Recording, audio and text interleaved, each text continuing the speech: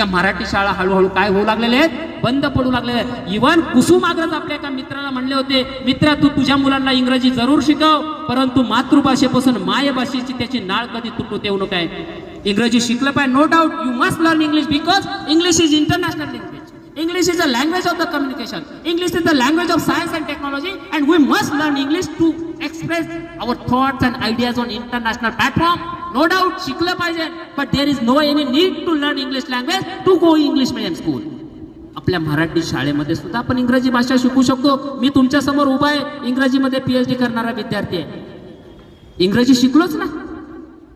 इच्छा जर असेल तर तिथं आपल्याला नक्कीच काय दिसतो, मार्ग दिसतो. प्रत्येक विद्यार्थ्यांनी काहीतरी इच्छा मनामध्ये ठेवली पाहिजे की ह्या मराठी साहित्यातलं एकतरी कविता, मराठी साहित्यातला एकतरी कवी मी वाचल, त्याच्यापासून काहीतरी प्रेरणा घेईन आणि तसं करण्याचा काहीतरी मी काय करल, प्रयत्न करल. तरच खऱ्या अर्थाने हा मराठी भाषा गौरव दिन साजरा केल्याचं सार्थक आपल्याला होईल आणि येणाऱ्या पिढीसाठी आपण हा वारसा.